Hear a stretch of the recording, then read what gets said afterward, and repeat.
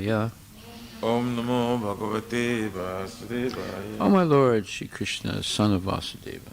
O my Lord, Shri Krishna, son of Vasudeva. O all-pervading personality of Godhead. O prevailing Krishna.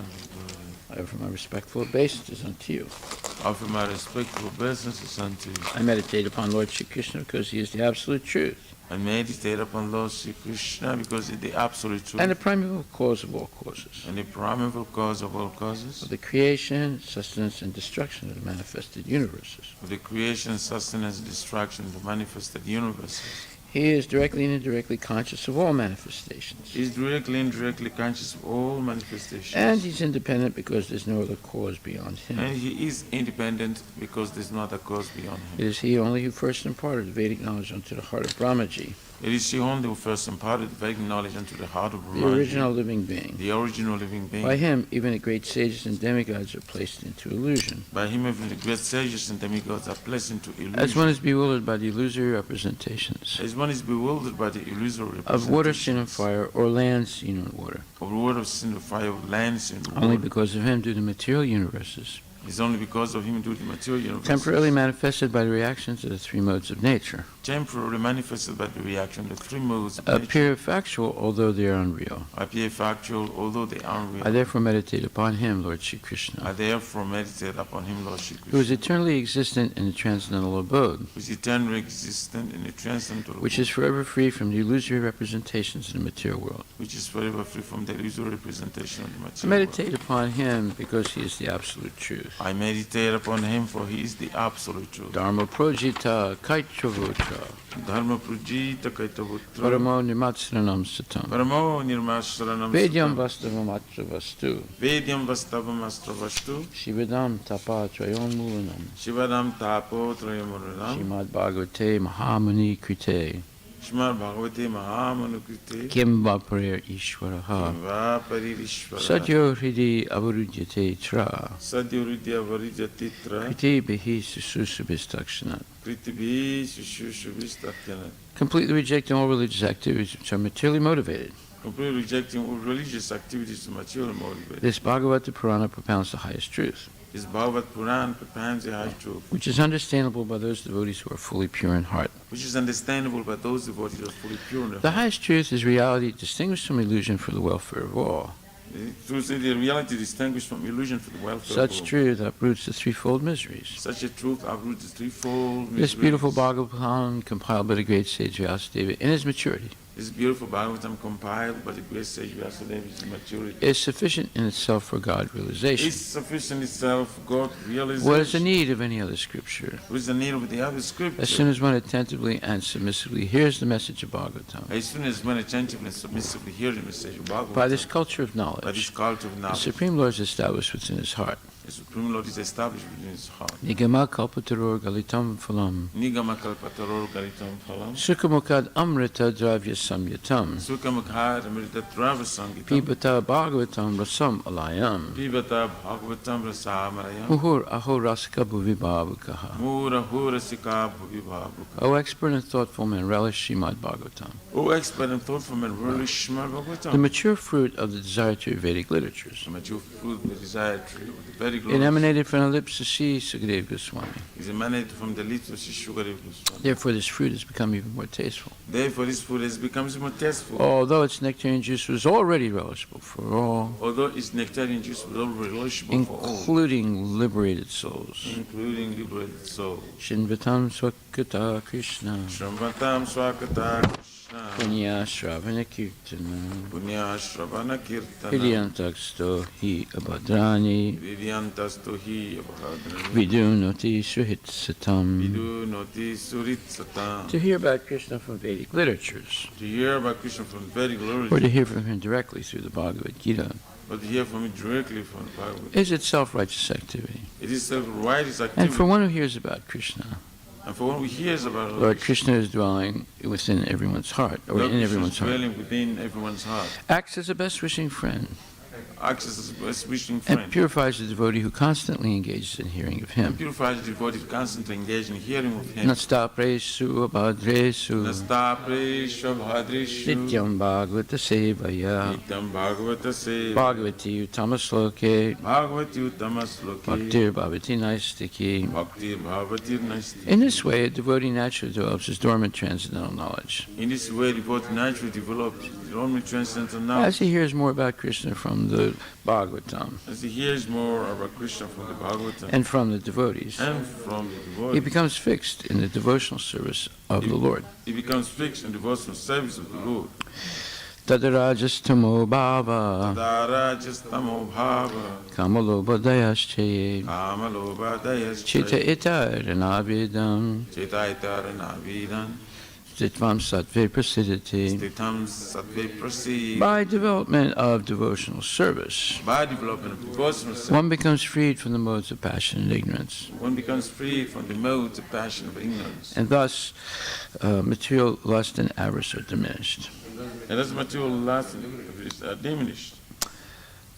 Evam prasana manaso Evam prasana manas Bhagavat Bhakti Yogataha Bhagavat Bhakti Yoga Bhagavat Tattva Vijnanam Bhagavat Tattva Vijnanam the Sangasya Chayate. Mukta Sangha Sajaya. When these impurities are wiped away, When all these impurities are wiped the away, candidate remains steady in his position of pure goodness, the candidate remains steady in the position of pure good, becomes enlivened by devotional service, becomes enlivened by devotional service, and understands the science of God perfectly. and understands the science of God perfectly. Vidyate Hridaya Grantis Vidyate Hridaya Granthi Chidyante Sarvasamsaya Jiyante Shakshakam Shiyante Chasya Karmani Jiyante Shakshakam Justa Eva Atmanisware. Justa Evani Manishwari. Thus, Bhakti Yoga serves the hard knot of material affection That's the Bhakti Yoga serves the heart of material affection and enables one to come at once to the stage of a samsayam samagram, and enables one to come at once to the stage of samsham samagrama, understanding the supreme absolute truth, understanding of the supreme absolute truth, personality of Godhead. understanding with the supreme absolute true personality of Godhead. Therefore, only by hearing from Krishna or from his devotee in Krishna consciousness Therefore, only by hearing from Krishna or from his devotees Krishna consciousness can one understand the science of Krishna. can one understand the science of Krishna. Srimad Bhagavatam, Canto 2, Chapter 2, Text number 1. Translation, verse. Sri Sukadev, Sri Suka Uvacha, Shri Shuka Uvacha Evam Pura Dharanayatma Yonir, Evam Puradhanam Yoni Nastam Smritim Padyavarudya Tustat. Asam Shruti Prajavarudya Tusta Tata Sasajedam Amoga Dristir, Tata Sasajedam Amoga Dristi Yat Prat Vyavasaya Buddhi. Yata Prayaprak Vyasvasaya Buddhi. Translation by His Divine Grace A.C. Bhaktivedanta Swami Srila Prabhupada Ki Jai.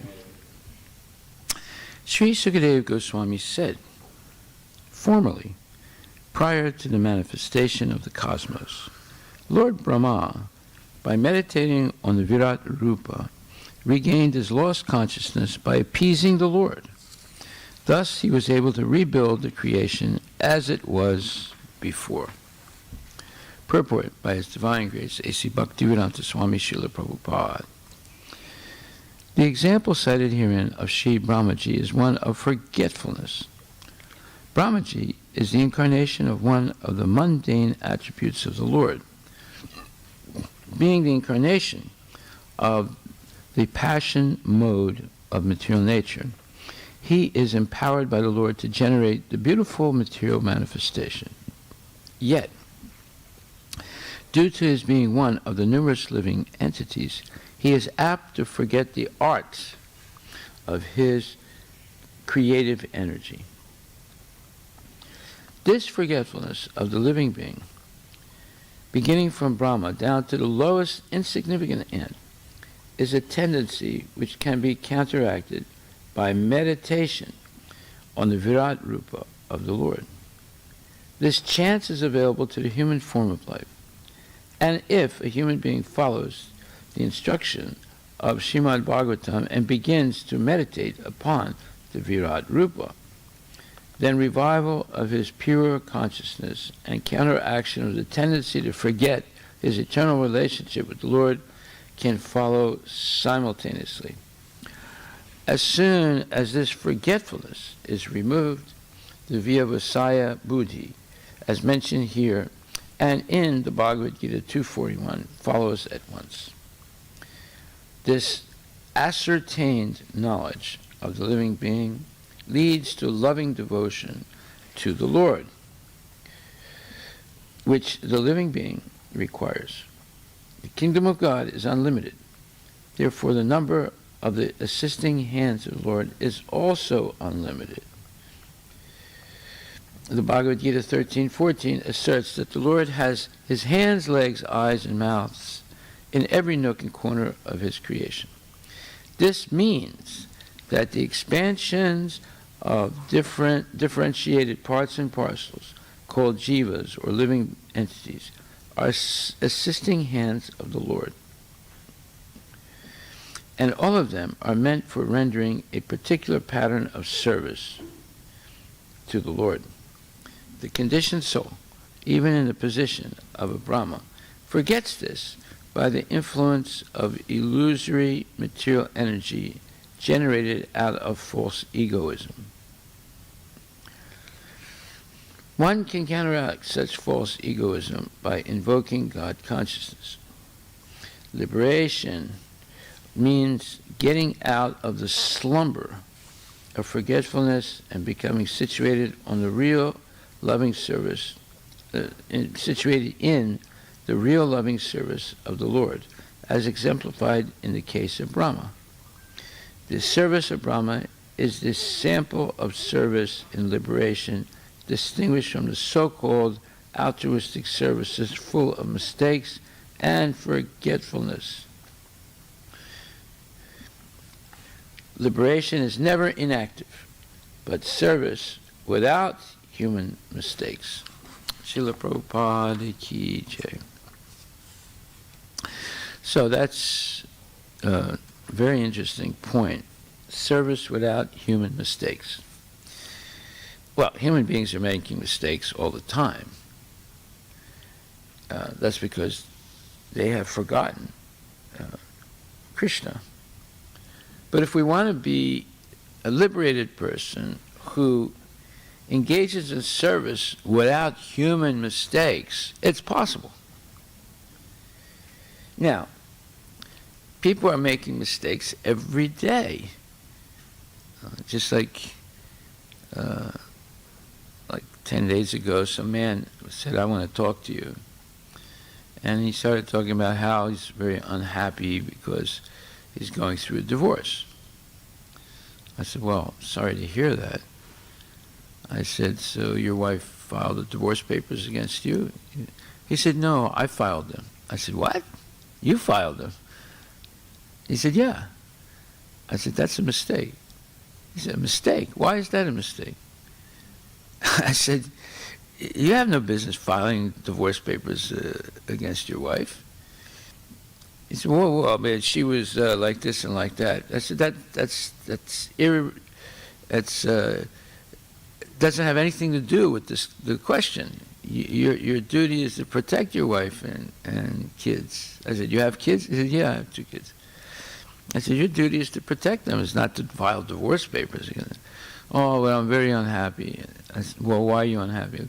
"Well, my wife is, doing this and doing that." "Well, what do you expect?" I said, "You file a divorce paper against her. She has to protect herself." I said, "That's a stupid thing. I mean, you should immediately stop it." And he was shocked when I said that,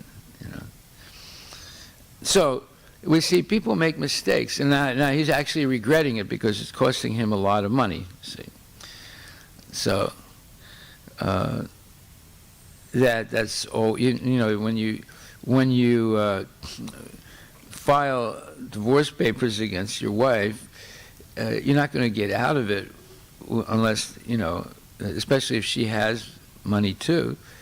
without a long, protracted, and extremely expensive process. It's very expensive. You can end up spending $1, $2, $3, $400,000 until the whole thing ends, right? So who makes the money? You don't make any money out of it. You just make the lawyers richer. That's all. So it's one of the dumbest things a man can do, right? Look at Jeff Bezos. He filed for a divorce against his wife, and this is what you call a no-fault divorce state. In other words, the person doesn't have to make any mistakes in order for someone else or their spouse to file a divorce. And there's only 7 states like that in the United States. All the others, you have to have a valid reason for a divorce. In this state, anybody for any reason, and they don't have to say the reason, they just file for divorce. Right?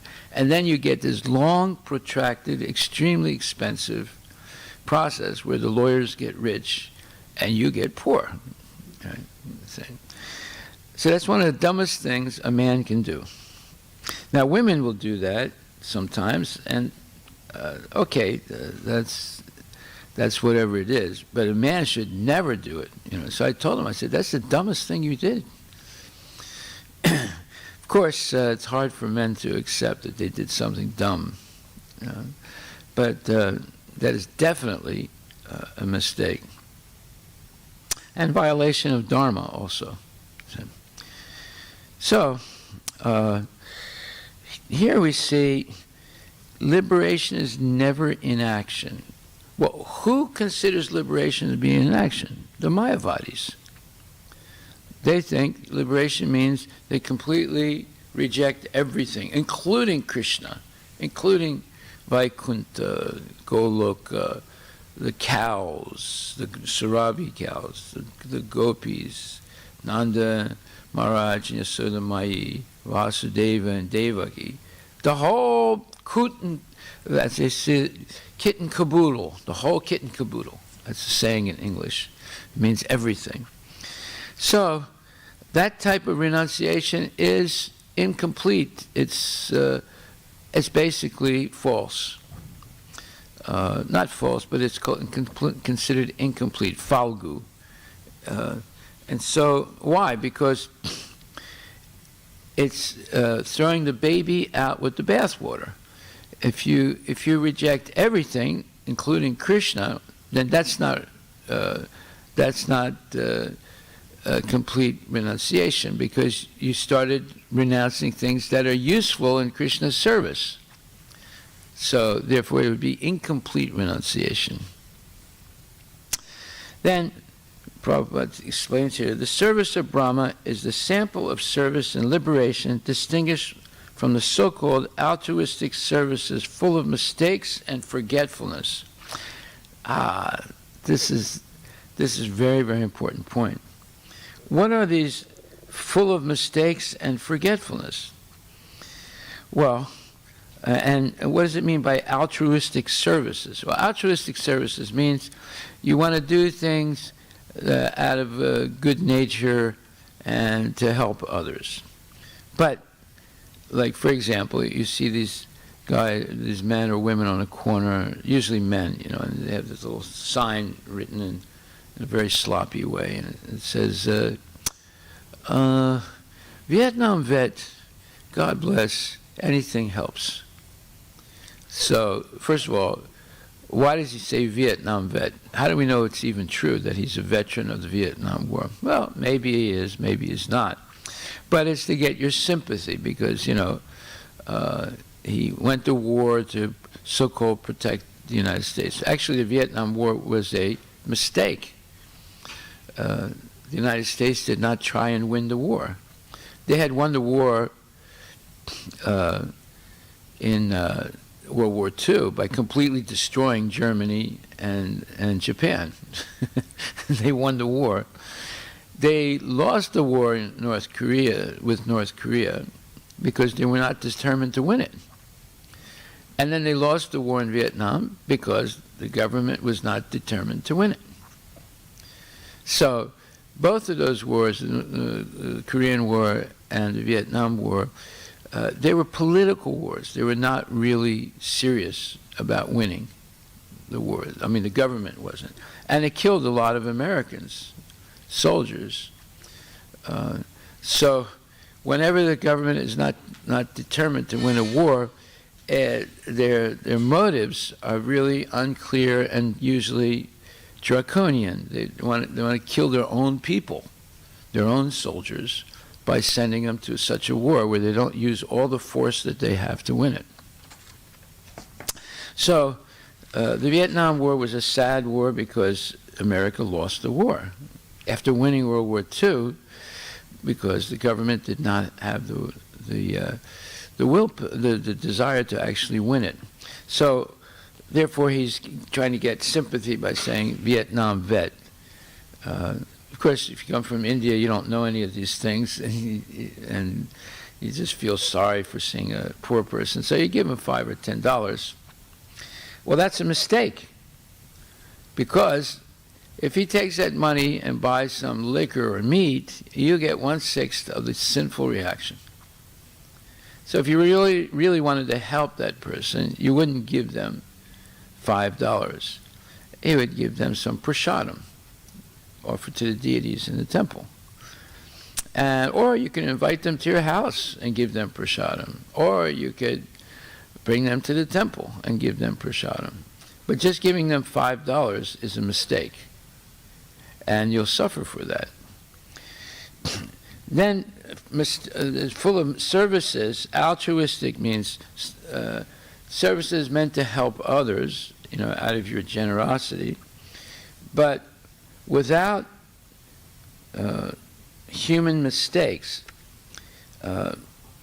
So these human mistakes are making decisions not based on Shastra, but just based on feelings. So feelings are the worst criterion on which to make or offer service or offer charity or whatever. Because just like this man that I told you about, he made a gigantic mistake by filing a divorce against his wife. And he did it because of his feelings, not because of any Shastric evidence. Right? Just like even yesterday we said, analogy is not proof. It may help when you're dealing with people who have no spiritual knowledge at all and don't believe in the Shastras. So you can give an analogy of something they know to understand something they don't know. But it's not proof. Proof is Shastra, or the Vedic literature. But even there you have to be careful. The verse for tomorrow, let's just read that. It says, the way of presentation of the Vedic sounds is so bewildering that it directs the intelligence of the people to meaningless things like the heavenly kingdoms.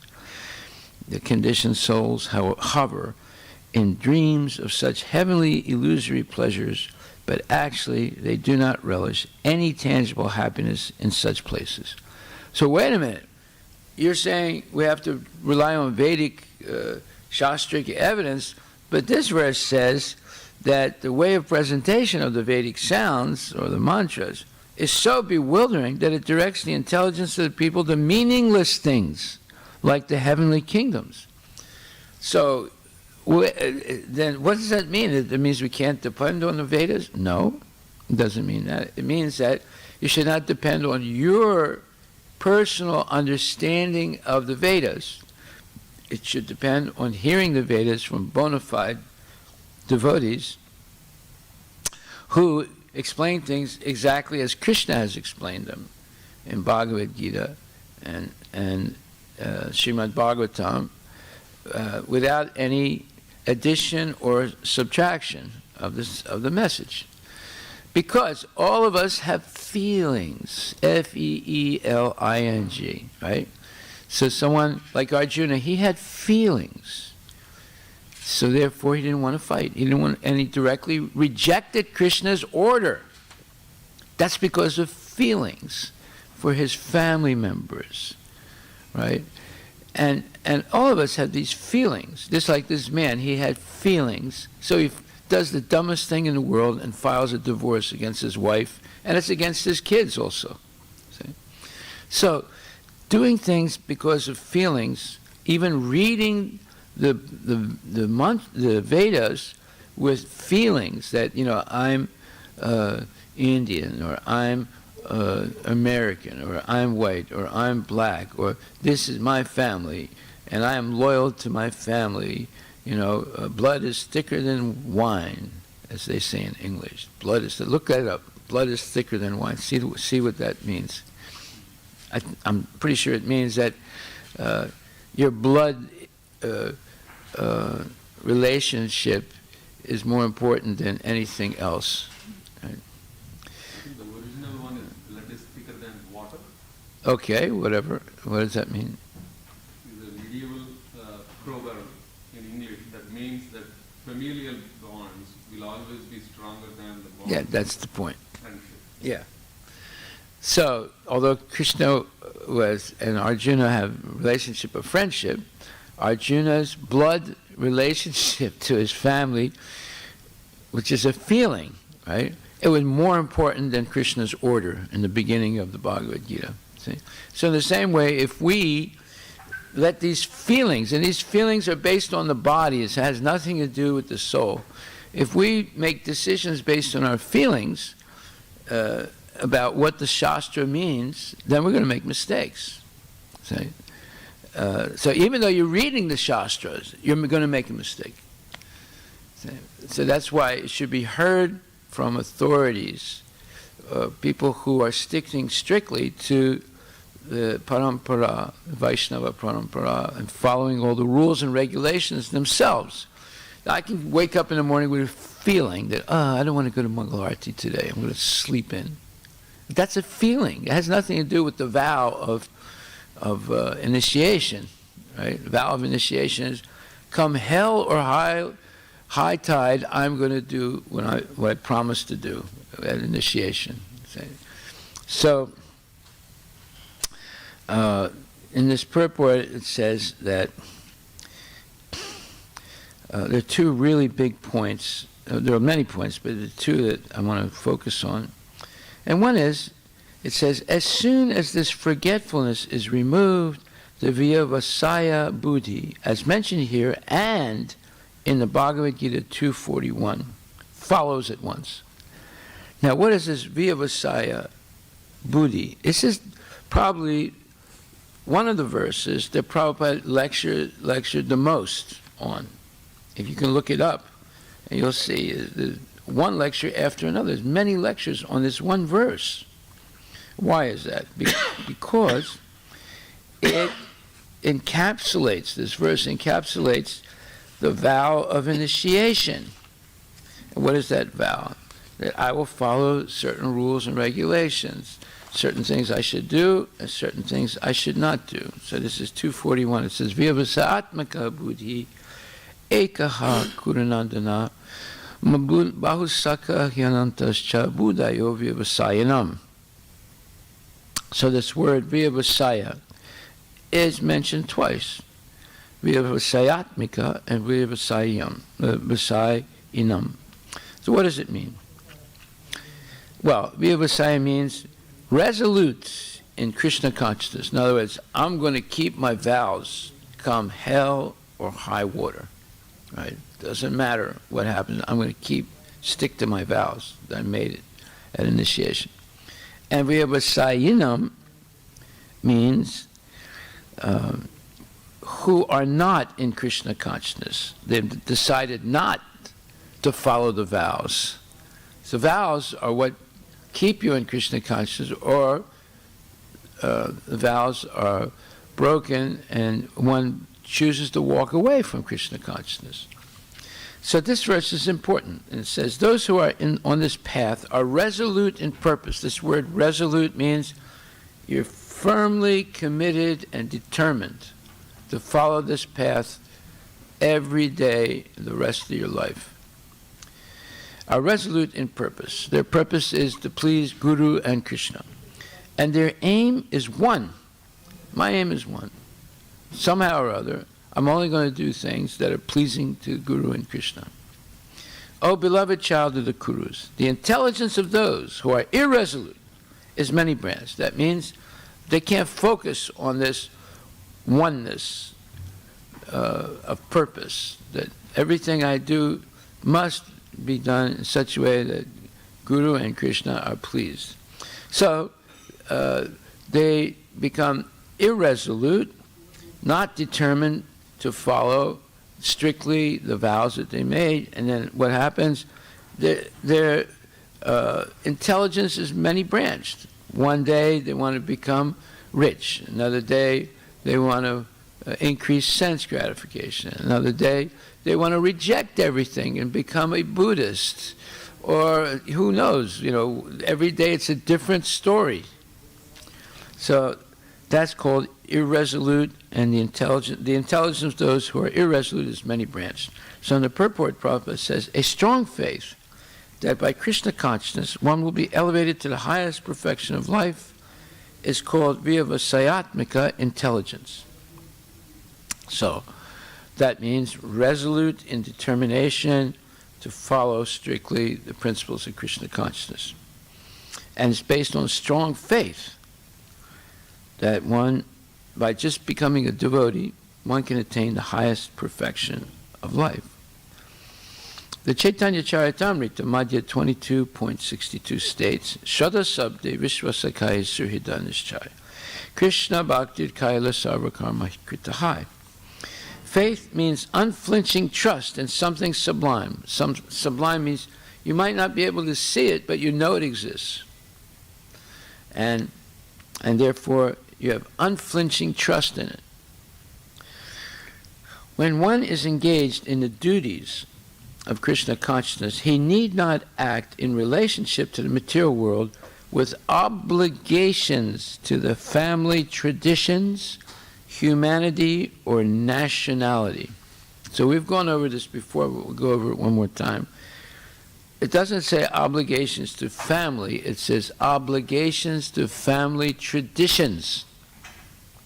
So what does that mean? It means, like, in my family, there was a tradition, I've said this before, every Sunday we had to have chicken. That was a tradition, right? And I'm sure there are traditions that you have to follow also, that's in your family, And then I met this one man, I did a program in his home, he was a Rajput.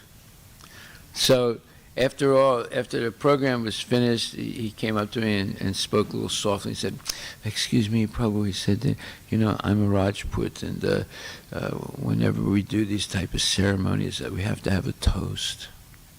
Oh, I said, you're going to toast some bread? He said, no, I didn't mean toast bread. A toast. So I knew what he meant. I was just joking with him, A toast means they're going to drink liquor, right? And he said, I hope you don't mind. He said, I hope it's not offensive to you. I said, look, this is your house. You can do whatever you want, So then he said, now we're going to have a toast, and he brought out some wine or whiskey or something, he poured some for the men, right? You have to have hair on your chest to have a toast, right? And he made some kind of toast, he made a little speech, some phony nonsense, and then they drank the liquor. That was a family tradition, right? He's a Rajput, right? You have to have a toast, right? So this is something that you're not obligated to follow. When one is engaged in the duties of Krishna consciousness, he need not act in relationship to the material world with obligations to family traditions, humanity, or nationality. Fruitive activities are the engagements of one's reactions from past good or bad deeds. So fruitive activities, that is activities for your own benefit. That's why it says fruitive.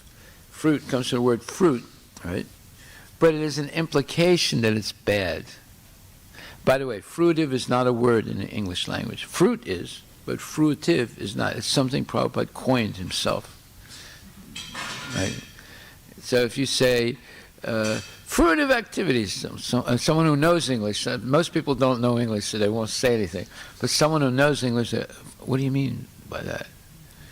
So you'd have to explain. What you mean, actually, is activities meant for selfish purposes, right? That's the understanding. So it has a negative connotation to it. Although fruit is not a negative word, right?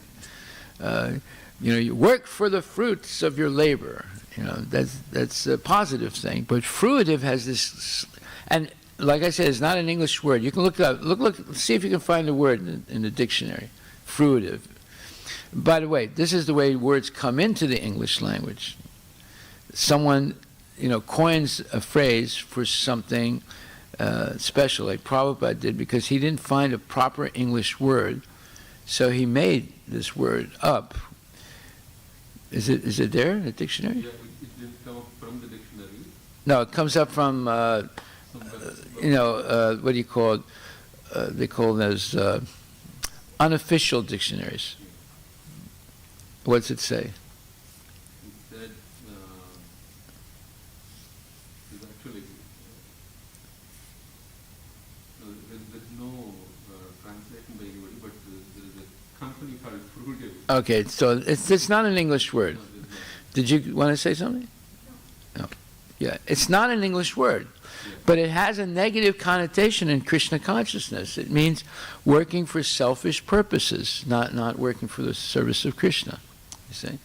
So if you say that, let's say you're in college and you write a paper and you start using the word fruitive, your English teacher would correct you and say, what do you mean by this word? It's not in the dictionary, right? But that doesn't mean it won't come into the dictionary in the future. That's the way words come in when they start being used in normal speech, and eventually they'll add it to the dictionary. So anyway, fruitive activities are the engagements of one's reactions from past good or bad deeds. Okay, so this is Prabhupada's definition of the word fruitive. It's karmic reactions. They can be either good or bad, but both are bad. Both good karma and bad karma, Prabhupada says, is bad. Actually, let me see if I can tell you where that is. Both are actually bad, according to Krishna consciousness, because they keep you entangled in the mode of in birth and death.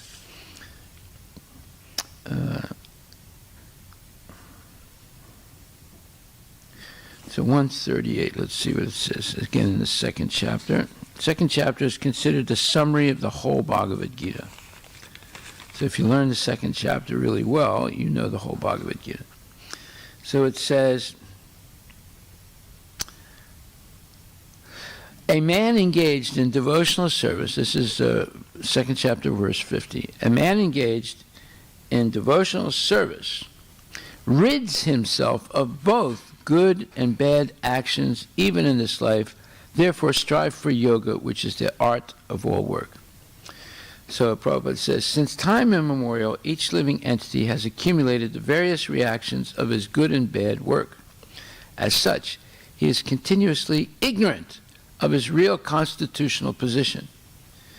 One's ignorance can be removed by the instruction of the Bhagavad-Gita, which teaches one to surrender unto Lord Shri Krishna in all respects and become liberated from the chained victimization of action and reaction, birth after birth. So the whole thrust here is that good and bad are both bad, you see. Arjuna is therefore advised to act in Krishna consciousness, the purifying process of resultant action. So in other places, Prabhupada says good and bad karma are both bad. I have to find, but here it's clearly makes it clear that karma, whether it's good or bad, both are negative. Because, why? It says, as such, he is continuously ignorant of his real constitutional position. So, since time immemorial, each living entity has accumulated the various reactions of his good and bad work. As such, he is continuously ignorant of his real constitutional position. So it means both are bad. Okay, so then Prabhupada continues. He says, fruitive activities are the engagements of one's reactions from past good or bad deeds. So that's his definition of what he means by the phrase fruitive activities. When one, and fruitive implies good and bad karma, and then later on it's clear that good and bad karma are both bad, right? Because they keep you in ignorance. When one is awake in Krishna consciousness, he need no longer endeavor for good results in his activities. Again, that's implying that good results are also bad, right? Why would he say he doesn't endeavor for good results in his activities? Well, that means he doesn't do pujas for material benefit. Doing a puja is a good act, right? But doing puja for positive results, for more sense gratification, is actually a bad thing, even though the puja itself is supposed to be good. Right? But when it's misused, just like a knife in and of itself is not good or bad. So a knife used to cut vegetables to please Krishna, make offering to Krishna, is good. But the same knife used to rob someone or stab someone is bad. But the knife itself is not good or bad, it's the way it's being used, right? So when a person decides to do puja for a material benefit, it's bad, even though doing puja is a good thing. See? So it all depends on what the motive is. When one is situated in Krishna consciousness, all activities are on the absolute plane, for they are no longer subject to dualities like good and bad. And that's a big statement right there. Everything in the material world is based on duality, good and bad, gain and safety, gain and loss, fame and infamy, love and hate, rich and poor, happy and miserable. See, everything is based on duality in the material world. Just like there's this famous English poet named Coleridge. He wrote a poem. He said that in order to taste the nectar of cold wine, one must eat a hot chili first. In other words, first you make yourself suffer in order to feel the soothing effect of the cool wine or the cold wine. So that's all, it sounds like, oh, what a great poet he is. But it's a nonsense statement. Why would you want to cause yourself to suffer in order to feel, the cooling effect? It's just like Prabhupada talks about cool cigarettes. And I hope you never smoked before, but there's a brand of cigarette, I don't know if they still have it now, it's called Cools. Now, why is it cool? Because they add menthol to the tobacco. So when you inhale it, you have an immediate sensation of it cooling your throat. So now Prabhupada is brilliant. He said, how can something that's on fire cool you? Right? Because the cigarette is on fire, right? So how can it be? It's all Maya. It's Maya. It's not a fact. It's not going to cool you. That initial sensation of coolness because of the menthol is masking the fact that it's burning your throat, right?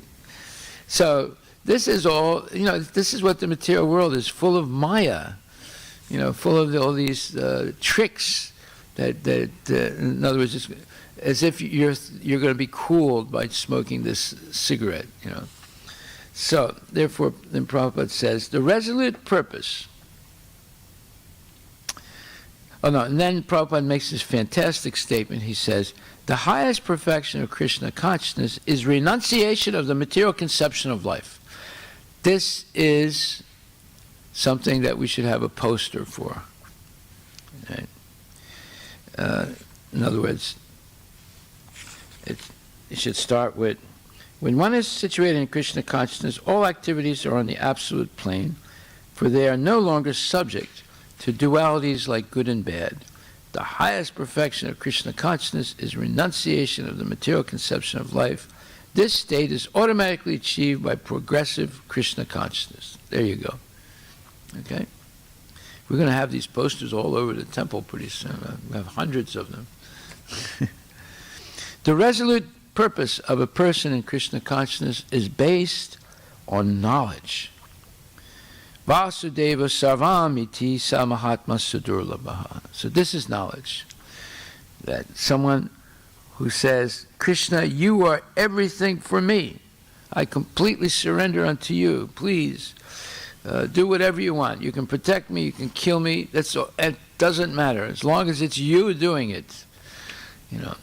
So this is knowledge. Vasudeva saramiti samahatma sudurlabha. Krishna, you are everything for me.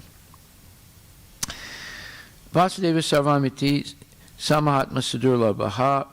A person in Krishna consciousness is the rare soul who knows perfectly that Vasudeva, or Krishna, is the root of all manifested causes. And by watering the root of a tree, one automatically distributes water to the leaves and branches. So by acting in Krishna consciousness, one can render the highest service to everyone, namely self, family, society, country, humanity, etc. If Krishna is satisfied by one's actions, then everyone will be satisfied. Wow, that's the next quote. That's the next quote. That whole paragraph. Say.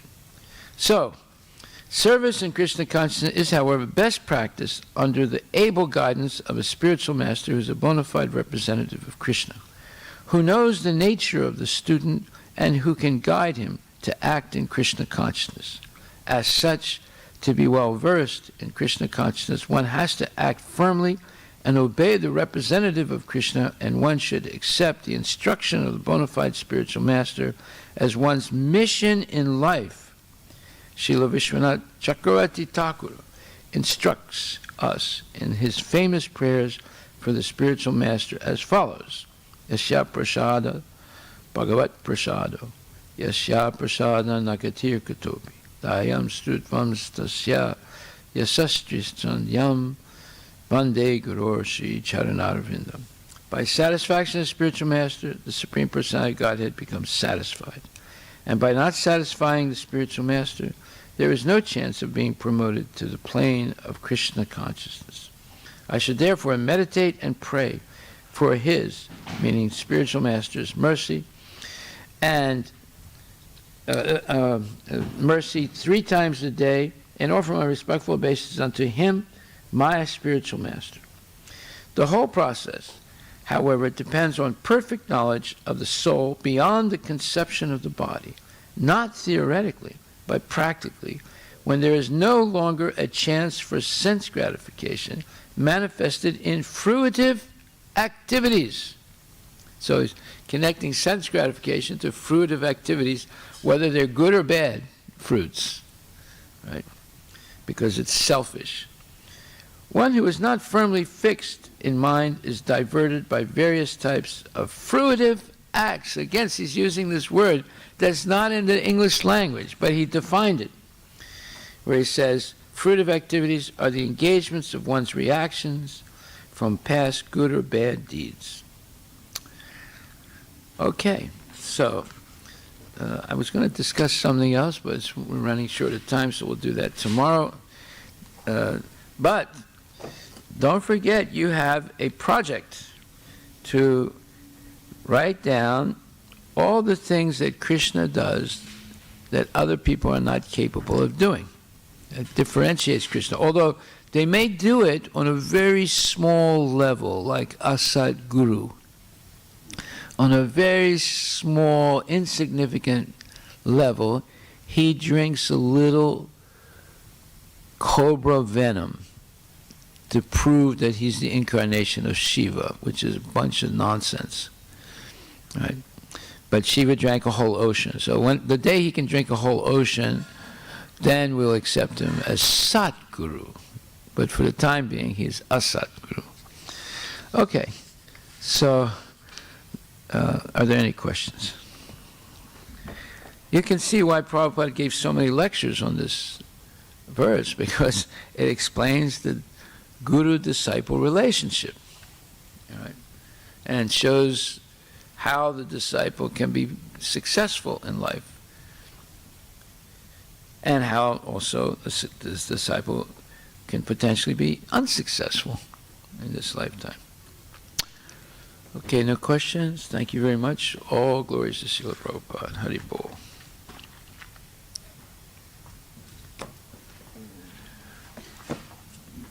So work on this project. The project, is it attributes or is it the activities of Krishna? Anything, like for example, both, it's both. He, like, as far as activity, he is the source of creation, maintenance, and destruction of the material worlds, and the expansion of the spiritual world. Okay, and on that's action, and then qualities. He has ekarasa, whether he's appearing as a little child or mature or whatever, whether it's in the body of a tortoise or a boar, he has his full potency. That's called ekarasa. He's not diminished in potency when he appears as a baby, because as a baby he kicked the cart of the demon Sakatasura and killed him and destroyed the cart with his little baby toe. So you take some baby and say, okay, now you kick this cart and let's see what happens. Nothing will happen. He might even hurt his toe. But Krishna, with his little toe, he destroyed this big cart and this big demon. So it's called ekarasa. So that's a quality. And the other one is an act.